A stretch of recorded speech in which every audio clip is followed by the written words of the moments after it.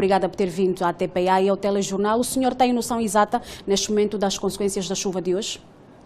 Muito boa noite. De facto, nós tivemos hoje uma situação bastante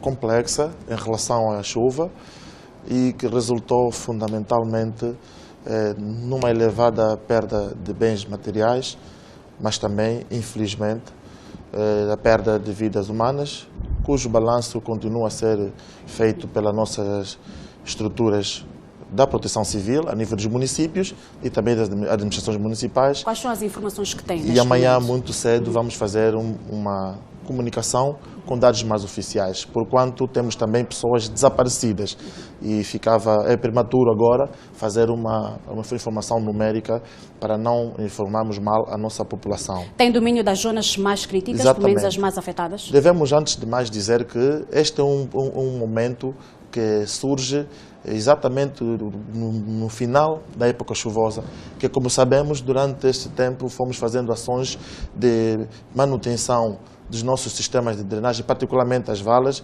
e que permitiram termos uma época chuvosa, portanto, mais tranquila em algum momento. Agora, fomos surpreendidos hoje com uma chuva de grande intensidade, muito fora do normal em relação ao esperado, e que mostrou certamente as deficiências do nosso sistema de drenagem, particularmente nos canais de macro-drenagem, e da mesma forma que também vem mais uma vez mostrar os desafios que temos que continuar a enfrentar em relação àquilo que são a forma como a nossa população, e não só, tem estado a fazer construções nas áreas que são canais naturais de passagem de água. E a vossa reportagem foi bastante feliz em mostrar de modo claro as obstruções que as vias normais de passagem de água encontram decorrente da construção desordenada. Mas, conscientes dessa situação, os projetos que temos estado a implementar vão levando aos poucos a correção destes fenómenos. Em relação às áreas mais afetadas, neste momento nós temos o transbordo do rio Cambamba com uma extensão muito grande como o principal foco dos problemas. Temos também o município da Viana e uma grande parte do município do Talatona, que exatamente nos canais de macro-drenagem, com problemas também devidamente identificados, mas logo de imediato as nossas equipas começaram a trabalhar e com a Proteção Civil, inclusive a Coordenação Nacional da Proteção Civil, que desde o primeiro momento está conosco a trabalhar, começamos já a fazer algumas ações de resposta, fundamentalmente no resgate das famílias e o apoio direto às famílias que foram mais prejudicadas com esta questão. Sr. Governador, da chuva de hoje. entre quem constrói e quem permite que se constrói, quem tem mais responsabilidades? Certamente que o importante agora é encontrarmos mecanismos para que estas questões sejam resolvidas olhando para o futuro, porque neste momento o nível de construção desordenada que foi feito nos principais canais de macro-drenagem levam algum tempo e os grandes projetos de construção e reperfilamento, organização desses canais deverão incluir a remoção de todos os obstáculos que nós encontramos nas linhas naturais. E essa questão da responsabilidade deve certamente o Estado assumir a sua parte, mas não podemos deixar de continuar a apelar os nossos cidadãos em relação à necessidade de ter em conta que o bem-vida é um bem superior e os nossos comportamentos relacionados com a forma como queremos nos acomodar devem sempre se refletir também na necessidade de proteção da nossa vida. Diante deste cenário, que tipo de resposta é que o Governo Provincial Nós está a dar? já começamos hoje mesmo e devo dizer também que durante toda esta época nós conseguimos ter uma situação normalizada porque há cerca de 2 anos temos estado a fazer de modo muito regular e só por isso essa é uma situação hoje já um pouco mais localizada em relação aos canais de macro-drenagem, porque todo o trabalho de limpezas das valas que foram feitas vão depois resultar numa maior fluidez e pressão sobre os canais de macro, e é aí onde temos os grandes obstáculos e as imagens falam por si. Em relação às ações de resposta, nós temos as nossas administrações municipais e a Comissão de Proteção Civil preparada para dar apoio às famílias que estão, nesse momento, prejudicadas com esta situação e, de igual modo, vamos dar continuidade às ações de organização do nosso sistema de drenagem, particularmente as valas.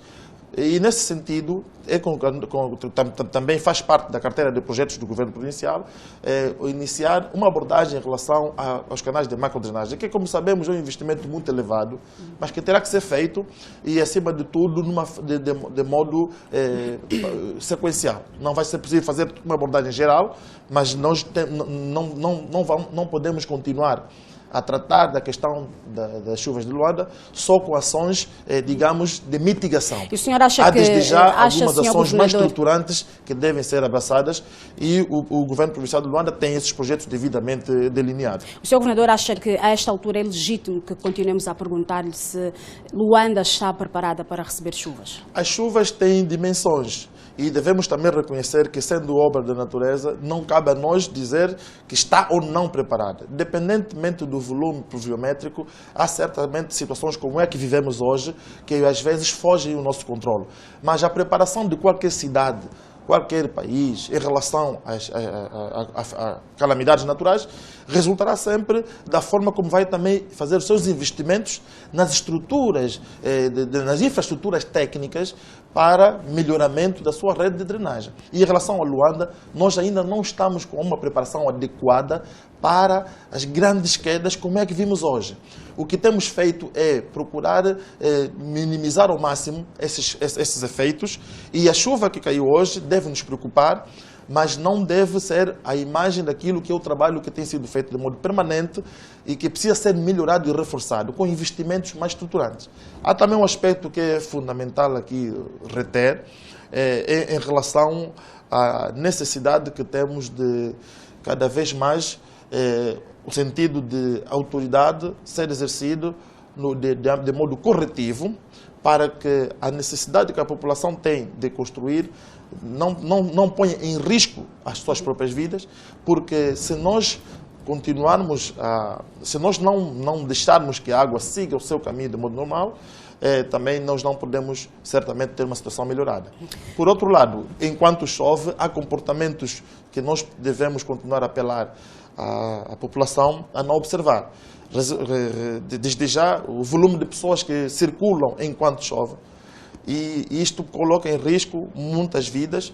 Só por isso também temos verificado muita gente que são arrastadas pelas águas da chuva, e o mesmo também em relação a muitas pessoas que depois desaparecem. Muitas das consequências das chuvas são as famílias que acabam por ficar ao relento. Como é que estamos em relação aos centros de acolhimento às pessoas carenciadas? Neste momento, ainda não concluímos o trabalho de apoio às famílias, porque encontram-se já muitas delas, tanto sob tutela das nossas administrações municipais, e muitas também já começaram a receber apoio direto. Mas repito que, tendo em conta os grandes constrangimentos que vivemos hoje, preferimos amanhã, mais cedo, fazer um trabalho mais apurado para que as famílias todas que foram prejudicadas com essa situação não deixem de ter o apoio da administração do Estado, e já começamos não só no apoio em relação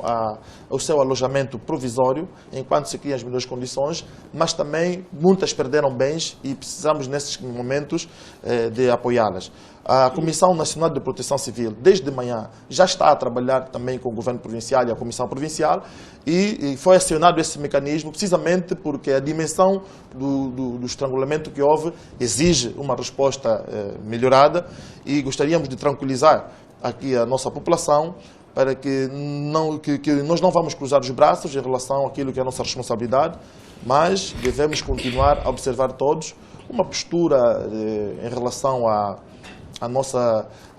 esse tipo de situações, que evitem ao máximo a exposição ao risco, particularmente no que diz respeito às construções naquelas áreas em que nós temos noção clara de que são linhas de passagem de água. E há uma questão que Muitas vezes nós pensamos que são casas ou casas de baixa qualidade, etc. Mas vimos hoje que, além daquelas residências mais precárias, alguns edifícios já de grande dimensão também já ocupam ou são construídos, inclusive condomínios, em locais onde são reservados para passagem de água. São esses os desafios que temos estado a procurar melhorar, e o histórico foi bastante preocupante. Houve evoluções. Está a falar, Sr. Governador, do condomínio Pelicano? Sim, que mostramos exatamente. Portanto, é um condomínio público com gestão privada, mas ouvimos de um dos moradores que eles precisam também da intervenção a nível da estrutura central da província de Luanda. Qual é o seu parecer? Sim, e nós já temos feito uma abordagem em relação a esse condomínio, e foi muito feliz o munícipe que fez essa referência, reconhecendo que a própria localização do condomínio está em cima de uma linha d'água. Exatamente, e também as construções que foram feitas à volta estão muito mais ainda no leito da própria vala. Portanto, essas ações nós temos estado a fazer a desobstrução. E falar deste condomínio e falar de outras áreas que nesse momento encontram-se em abordagem permanente. Só por isso que, por exemplo, na última grande chuva de Luanda, as áreas que tivemos mais prejuízos, desta vez já não tivemos lá situações negativas, porque houve uma abordagem de melhoramento. É o que vamos agora fazer, por cada caso é um caso. Hoje tivemos uma chuva muito acima do normal e certamente que os constrangimentos estão aí. Devemos agora reforçar o trabalho, mas repito que o problema da macro-drenagem de Luanda terá que continuar a ser visto numa perspectiva mais estruturante para certamente no futuro não termos esse tipo de situação. Sérgio Luther Rescova, governador de Luanda, muito obrigada por ter vindo ao telejornal da TPR. Nós que agradecemos. Estamos juntos. Fazemos